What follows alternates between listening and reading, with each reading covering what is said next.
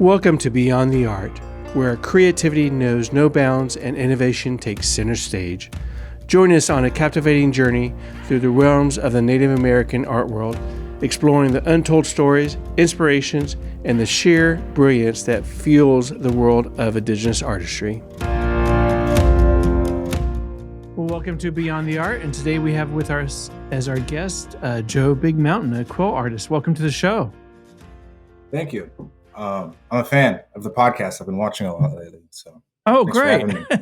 Yeah, absolutely. I'm happy to hear that. Yeah, I'm a fan.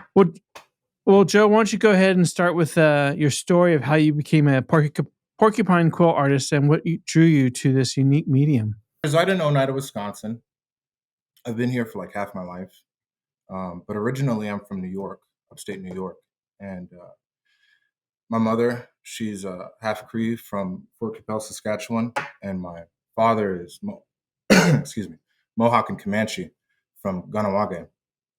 And we grew up as a powwow family. We traveled the powwow circuit, and that was my whole childhood. We just traveled from place to place all summer, sometimes all winters, and competed.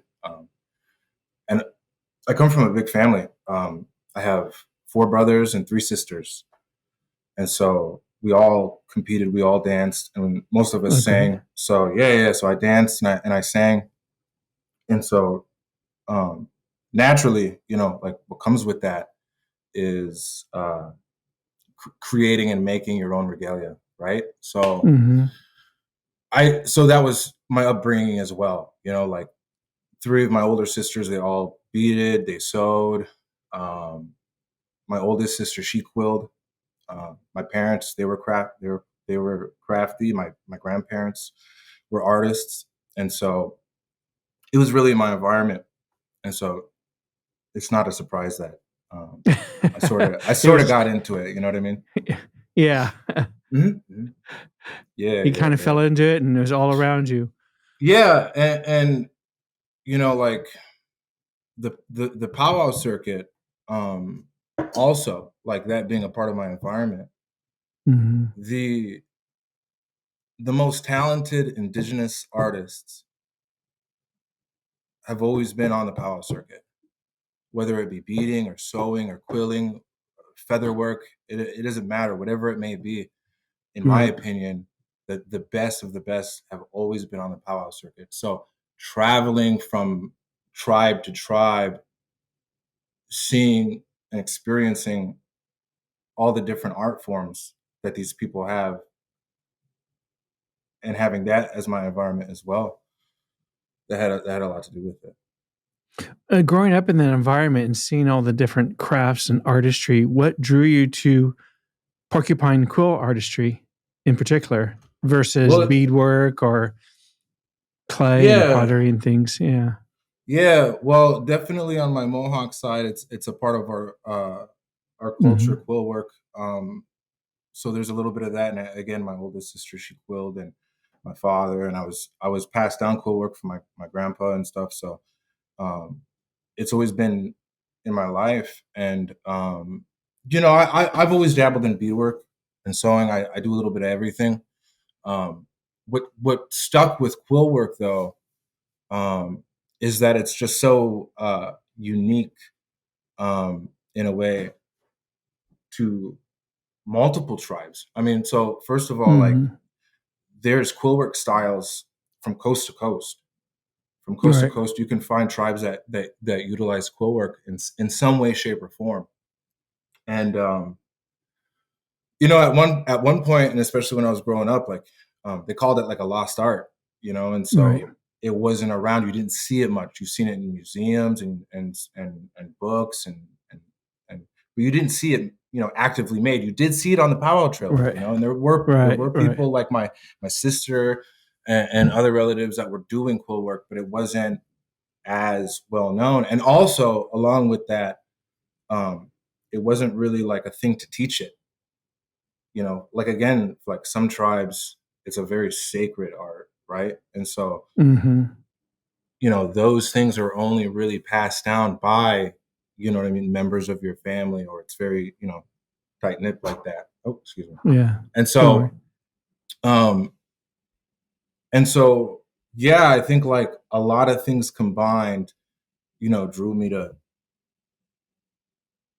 get closer with quill work and learning that craft. But I think, ultimately, like, when you're young, because I started all art forms around when I was 10. I was very interested when I was young. I had, like I said, I have four brothers, and so a lot of my brothers were playing games and outside and doing all kinds of stuff, and I like doing all those things too. But I was very interested in crafting, and but when you make quill work, and when especially when I was young, I'd make quill work and I'd bring it out and I'd wear it and I'd go to different powwows and um, I would bring it out and I would get a lot of compliments and encouragement, even if it wasn't that nice or whatever. It was just it being made again, right? It being made and produced and shown again. And so from when I started, up until now, there's so many more quill work artists that are putting their work out and sharing it. And it's all very unique, especially who's doing it. True. But it's a good thing to see. Yeah. Well, your work is quite exceptional and beautiful. What inspires your artwork, and how do you incorporate traditional or cultural elements into your porcupine quill designs? Well, like I said before, quill work to certain tribes, it's very like sacred, Mm-hmm. and so there was like a thing where selling it, making it, and selling it, right? Right. There's something about that that's not you know you don't really like to put it out there like that. But there were several artists before me, a handful, um, who were doing exactly what I do, like making earrings, making bracelets, making pieces to sell. And so ultimately, when it came down to it, I didn't want to make anything too culturally accurate. Like I didn't want to sell things that meant things to, say, my people or my family or something like that. So that's Mm-hmm. why I always refer to myself as a contemporary artist, because I like to make original pieces that, if can be, you've never seen before, whether it be shapes and colors and a combination of things. So I try and keep it very contemporary, as original as I can be. Right. And that's how I put it out. So, what is your process when you start thinking about a piece you want to design or the design itself? Does it Are you trying to tell a story, or is this something that you just inspired by, or you see that's culturally attached, or is it just complete? You just start working, and whatever it comes to be, it comes to be. Yeah, yeah. I mean, who knows where ideas come from, right? Right. But at the end of the day, you have that consistency and you put in the work, and you're just able to put these shapes and these colors together. And um, you know, I've seen original pieces be made, like, again, like, I'm like a 90s kid, like, early 2000s. And so especially around that time on the powwow trail, there was a lot of contemporary dancers. Like Hmm. there was just something about that time and era where so many natives from all over were very, very creative, and you would see a lot of neon colors and Right. different materials being pulled and used in different ways, and it was wild. It was a pretty wild time. And then it started to crawl back into an old style type of what I mean, crafting and Hmm. making it regalious. But I take a lot from that, around that time. You know what I mean? When it was, just native people making new things. You know what I mean? And Hmm. and and yeah, and being super creative with it. So, is there a specific process that you go through in designing and creating the piece? And is there challenges and joys that come with working with this particular material? Well, it's a blessing, right? You know what I mean? Yeah. So I mean, it's hard to take anything, where it's like that's tough or that's, you know what I mean? Or Right. but Like I said, consistency is always my goal. And so as long as I'm working with quills on a daily basis, I mean, it's hard to say like where it comes from or where it goes or anything like that, you know? True. I mean, it has such a rich history for Native Yes. and Indigenous. And do you see the transition, as you mentioned, if you go back 10, 20 years, it was almost a lost art form. And now more people are doing it and presenting their Yep. craft. What's the transition and journey that you've seen with other artists and yourself when you started? Just that it's, it's always, well, like people would say quill work is like a luxury Mm-hmm. art, right? But what's particularly special about it is that it's an ancient art, right? So it's been Mm-hmm. around for thousands of years. It predates beads, and it's back there with bones, right? Like bone beads and Correct. utilizing hair bone and things of that nature. Um, and there's also something about it because it's so technical, and so something that's so old and that's an art and that's very technical in that way. I think it's Mm-hmm. very impressive. And again, there's like roughly like two 300 different styles of techniques Mm-hmm. utilized across the nation using quill work. And so honestly, I think when people just sit down with raw materials, animal materials, quills, hide, rawhide, and you work with all these things, I believe it unlocks something. You know what I mean? Mm-hmm. Something that comes naturally, and it feels good. It feels good to connect like with those materials. Right. Yeah. And sometimes various artists, non-native and native, are trying to gear toward a specific theme or message Mm-hmm. in their creations. Do you think about that when you're creating a certain message or theme you're trying to project? I just want to make beautiful things. You Yeah. know? Yeah, yeah. I mean, there. So I mean, there's the cool work that I produce, right? You know what I mean Mm-hmm. for people, for the general public. But it's like I have a lot of personal pieces, family pieces. You know what I mean? Big pieces of cool work that are reserved for special occasions, or say my children or my wife, whatever it may be. And so there's those types of projects and those types of pieces Mm-hmm. that I keep privately. You know what I mean? But for the most part, when it comes to fashion, yeah, I just want to make beautiful pieces.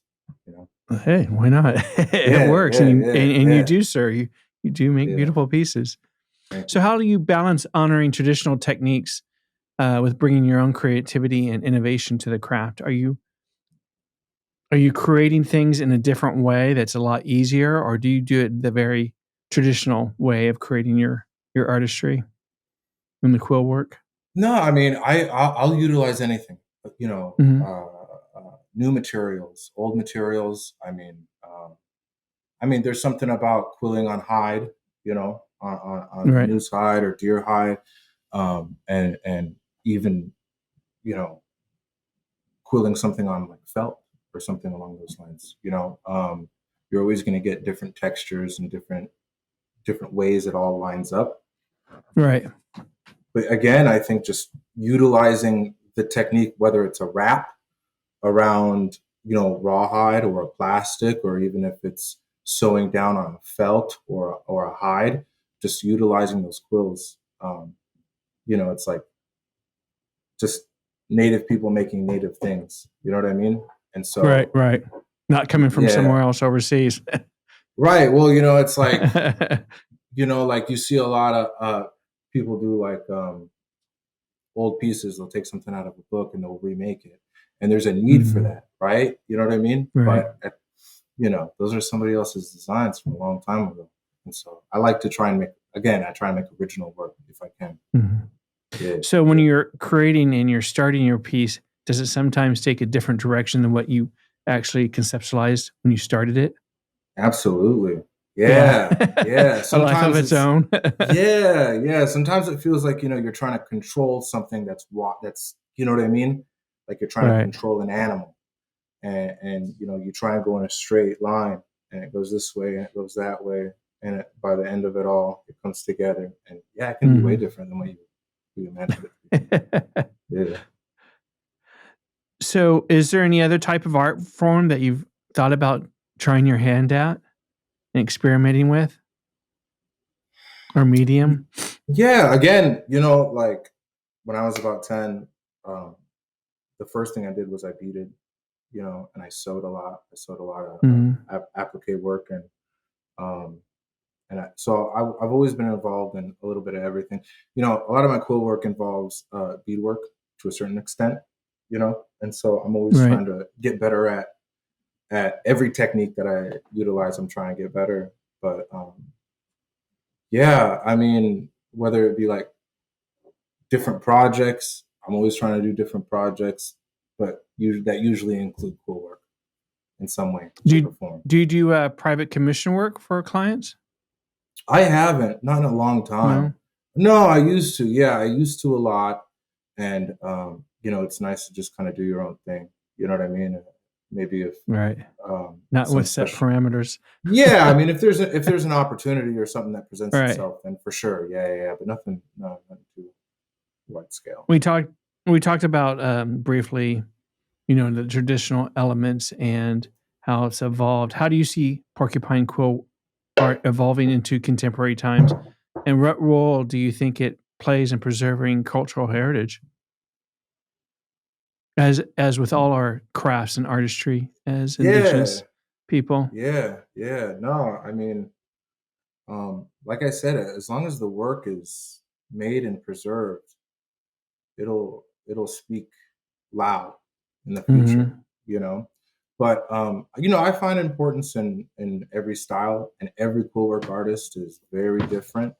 And so whether it be somebody who's contemporary, or somebody who sticks to traditional designs, it's all needed, And so and the artists that keep close to remaking traditional items and traditional pieces, those Mhm. artists are very needed. You know what I mean? And like I said, I'll work on pieces here and there for personal things, Right. but yeah, for the most part, you know, yeah. What are some, experience or stories related to your journey as an artist that you'd like to share? Some ones that are just at the very top of your mind that really, I guess, helped direct you into where you're at now, or kinda Man, shifted? yeah. No, I mean, it's weird, right? Because I really did kind of like fall into all of it, whether it be like art and like fashion. I really did fall into it, and I mean, yeah, I mean, it makes a lot of sense, like why I know the things that I know, but Right. to go down the pathway that I've gone, because again, like we still travel power. My family, my the family that I raised, we still travel powers to this day, and so um, for many many years, cool work was just kind of sold at the powwow. You know what I mean? It Mhm. was brought to the powwow and sold at the powwow. Kind of like a vendor, and so there's that kind of thing. But um, I had worked through different companies and platforms and stuff like that when it came to my art, and I fell into those. Those were like recommendations by special people that Mhm. helped guide me to kind of get where I am. But yeah, ultimately, like I think what made the biggest impact was the pandemic. The pandemic Right. happened, and especially on the reservation, there was a lot of jobs that were let go, and so work was scarce. And so Mhm. I've always been all in on quill work, probably for like 13 years now. I'd say about 13 years I've been all in on quill work. But yeah, there was something about that time where I wanted to go especially hard, you know what I mean? Right. And really put as much as I could out, and especially being indoors as much as everyone was. I produced a lot of work in those few years. And as an artist, and having the background that you have and your family around you and teaching you various skills in Native American artistry, how do you navigate the intersection of tradition and contemporary in your work? Do you relate back to what you're taught and your family brought to you, or you just pretty much have a mindset that you're going to make a mark and create what you need to create to express your DNA and your identity as a Native? Yeah, I mean, well said. Almost exactly that. You know what I mean? Yeah, like I said, I mean, there's pieces and projects that I work on personally for family members where it's important for them, and it's something, say, ceremonial that they'll need that for something along those lines, or it's important to them in some way, shape, or form. But yeah, there's something about trying to make new pieces and new shapes and putting together new color combinations. I get a lot of satisfaction out of that, and but yeah, I like I said, I don't try and make anything too traditional when it comes to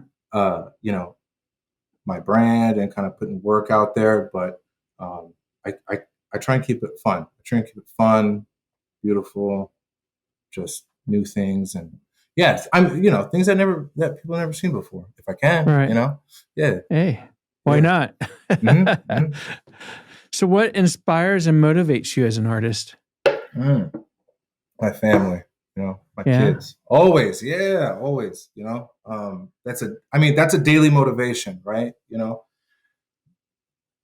That's a daily motivation to continue to do what I do. But are you passing it on to them? Do they take an interest in it as of yet? Yeah. No. I mean, I will pass it on, but I'd be lying if I said that they were interested.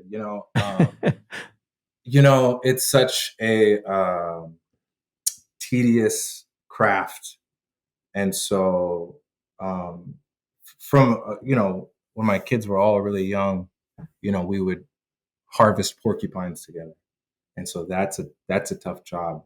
Pulling quills and gathering the quills to get started, and again, to make the cuts and the shapes and to separate the quills, and it's all these steps before you actually even get into wrapping or sewing down.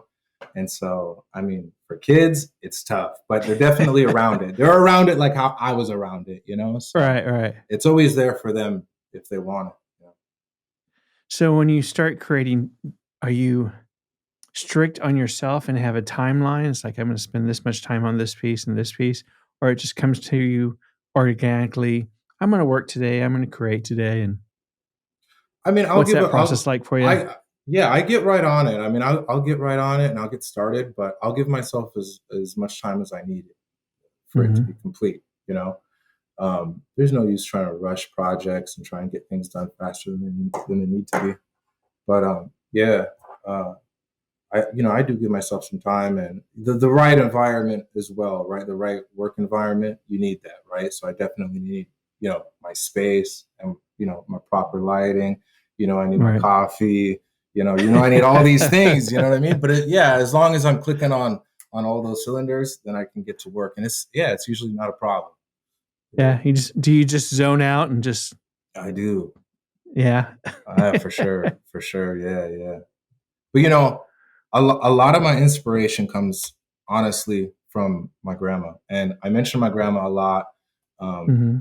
And I talk about her all the time, but she was a very, very talented artist, and she would be like very popular today. You know what I mean? But I mean, her beadwork was insane, and she would make my grandpa whole beaded outfits, fully beaded vests, but she beaded like a lot of flowers, a lot of butterflies, and also just very creative. And so she's always been my number one inspiration, always. Is this your Mohawk grandmother or? Yeah. On the other side. Yeah. How did you know? Well, I'm Cherokee, Delaware, and Mohawk, and a few others, but those are the three major tribes that my family comes from. So, Awesome. yeah. Awesome. So what's next for you? What else do you have planned? Where is Joe Big Mountain going? Well, last year was a very busy year for me. And so, this year, coming into this year, I didn't know how I was going to take it, and was just going to kind of ease into it nice and slow. And, I've been getting in some different opportunities and things here and there. I think I get a lot of opportunities through the fashion world, which I'm very brand new to. I'm a baby to the fashion world. And so, learning more on that side and getting more involved with that. My brand, which is Iron Horse Quillwork, was able to attend New York Fashion Week last year, and so that was a very good experience to kind of get to know how It's quite the fashion significant. industry. Yeah. It's a big step. Yes, it was a crazy experience, and so a lot of us got to experience that and know what that was about. And so we're just having fun and making things, and like I said, when opportunities come about, we take it and we roll with it. And so I'm just appreciative. Right. Yeah. So is there anything that you want to do that you have not done as of yet as an artist?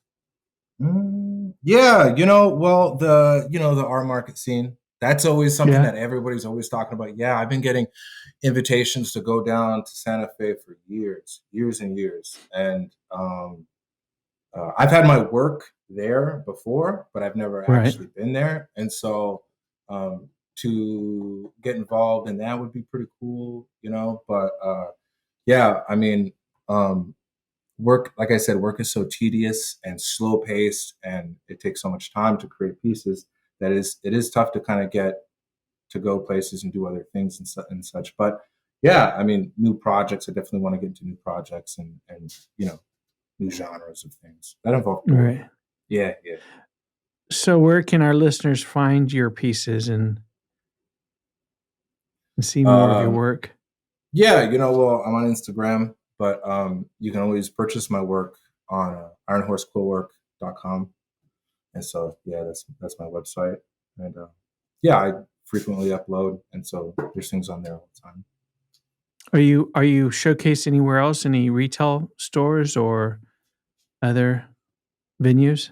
No, I did that a lot. Yeah, I did that a lot. A handful of years back, where I was kind of spreading out my work like that, venues and retail stores and stuff like that. But all up until about a few years ago, when I became kind of independent in my work, not really working with anybody. I've been keeping it close to home, and just keeping this the main space. So as you started on this journey of yours as an artist, a quill artist, what are you most surprised about that was unexpected for you?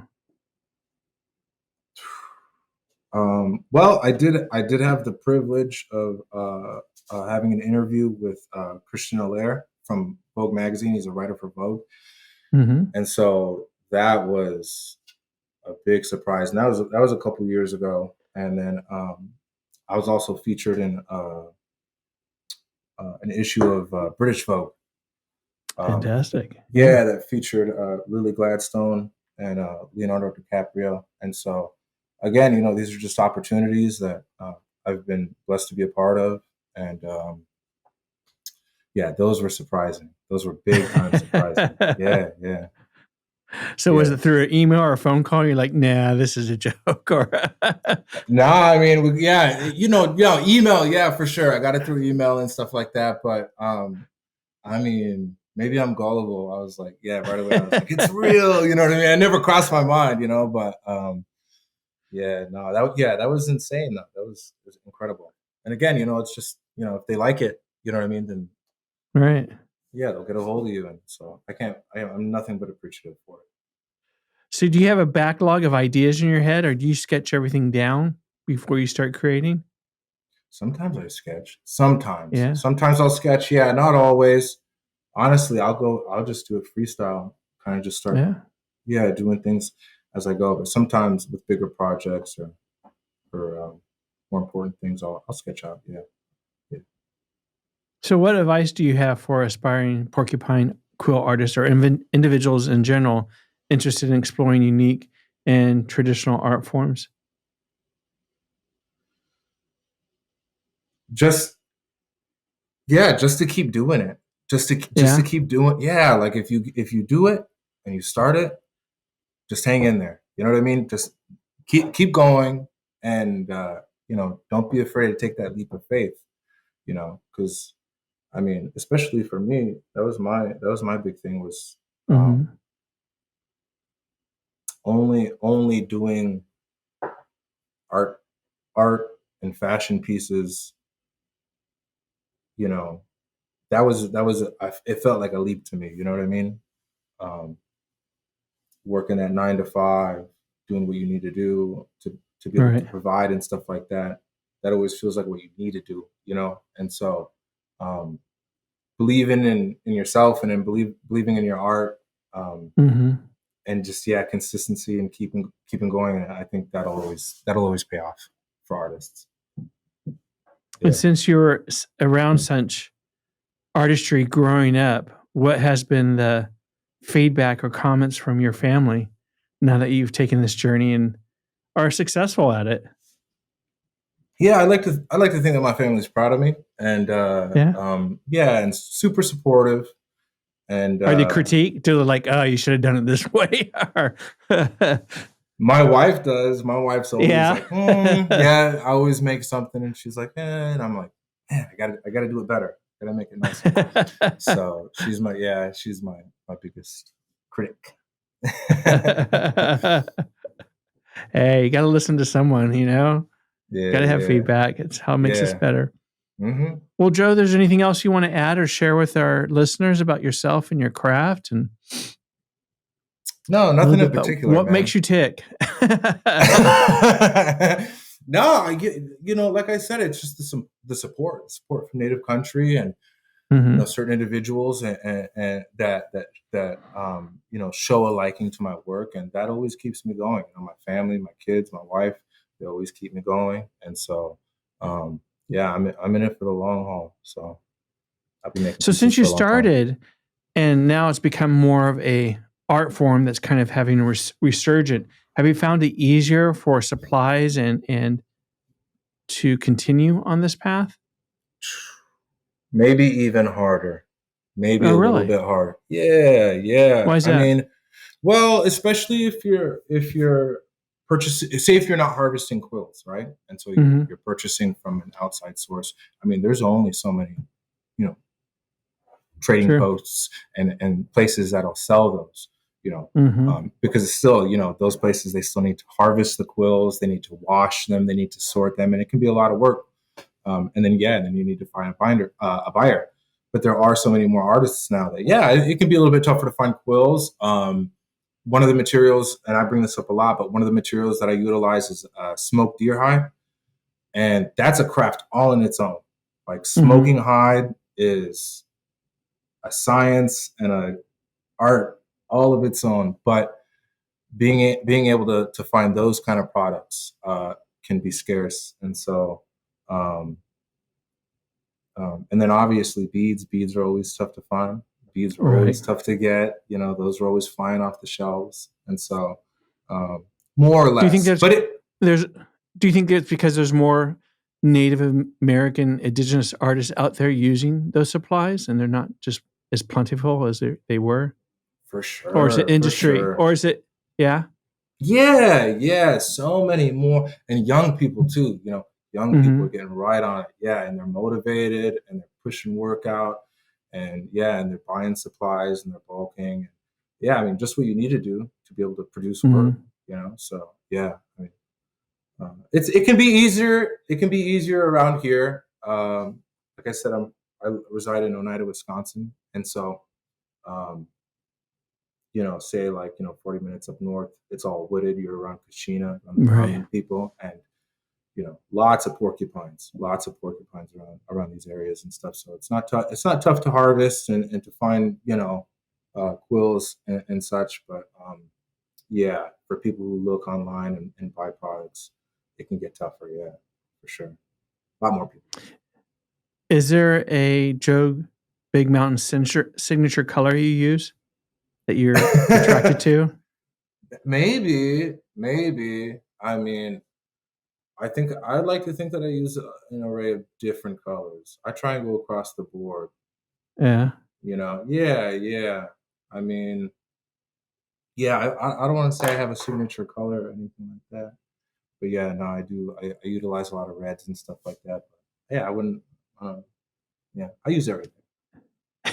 Since you're on the contemporary side of thing, is there a signature design that someone can say, "Oh, I know who that's by"? Yeah, a lot of my circle earrings. So a lot of my 2 bands and 3 bands, I like to think that those are pretty distinct. Yeah, I have a lot of different types of earrings. I feel like I would like to think that you could recognize them right away, but yeah, nothing too signature. I swear, I'll work with a style for a while, and then I'll kind of leave that behind for a little bit, and I'll start a new style. And I'll stick with styles of earrings for a certain amount of time, and then I'll try and go and I'll create something new. And even if I go back to that same shape, I'll try and change it in some way. You know what I mean? So I guess that's a type of strategy, somewhat. Yeah. Now, when you start a piece, do you start working on it and complete it, or do you take breaks in between, saying, "Well, I'll come back to that. I have another idea now"? Well, some pieces, so say some earrings, they'll take you like 2-3 days to make if you were consistent on it. Yeah, it takes that long. Quillwork is very time consuming. And so that's why I'm not, you can't really mass produce it. It's definitely at your own pace. And so it's like I said, it's time consuming. But I try and start and finish if I can, and that'll be like a good 8-10 hour, 12-hour day. Consistent. So yeah, no, I mean, yeah, if it needs to be, I'll take, get my night's rest. And so yeah, some pairs will take 2-3 days to make. Is there anything that you've ever started and you didn't finish because it just was not working? Oh, not going in the direction. Yeah. I have a graveyard of projects. Oh man. Yeah. I have a couple like drawers, maybe some shelves where it's just graveyard, just pieces, half pieces and stuff that I started and let go. So many. And like, I'll teach people sometimes. I taught a few classes years ago, but more or less nowadays, if somebody wants to learn, they're willing to learn, I say, just come over, we'll have some coffee or something and I can teach you. And so, but people are always surprised when they see how many pieces I have laying around and they're like, why don't you do something with this or with that? I'm just like, those pieces are gone. They're, you can't throw them away. You know what I mean? You can't throw them away or anything, but they're definitely like in a different, so I can't see them. So they never will ever take a life upon its own and become something different or unexpected. You think collectively? I feel like sometimes, one of my kids will find a piece. I could use this for this, or I can use this for that, and this and that. Because my kids dance. My oldest kids, they dance and stuff, and so they'll get pieces and try and utilize them and stuff. I'll make you a new piece. But yeah, I mean, those pieces are saved, and who knows? Who knows what will happen to them? Well, Joe, thank you for coming on the show today. It's been a pleasure to have you and meet with you, and much more success to you. Thank you for having me. Absolutely. It's been a pleasure. Yeah. Absolutely, sir. Well, we will chat soon, and thank you again. Yep. Take care. Thank you for embarking on this artistic journey with us. Keep exploring, keep creating. Until we meet again, let your imagination soar beyond the art.